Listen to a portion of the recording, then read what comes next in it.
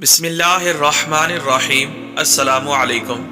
Urgent پریشانی دور کرنے کی دعا، سخت مصیبت تکلیف کے وقت کی دعا، پریشانی کے وقت انبیاء کی دعائیں۔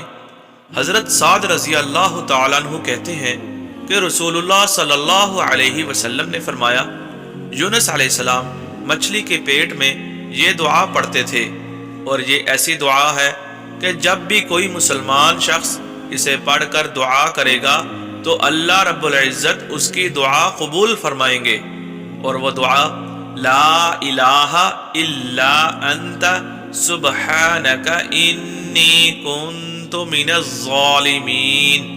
حضرت ابو درداء رضی اللہ تعالیٰ عنہ سے مروی ہے کہ نبی صلی اللہ علیہ وآلہ وسلم نے فرمایا، جس شخص نے صبح و شام 7 مرتبہ یہ کلمات کہے تو اللہ تعالیٰ اس کی دنیا اور آخرت کی پریشانیوں کے لیے کافی ہو جائے گا۔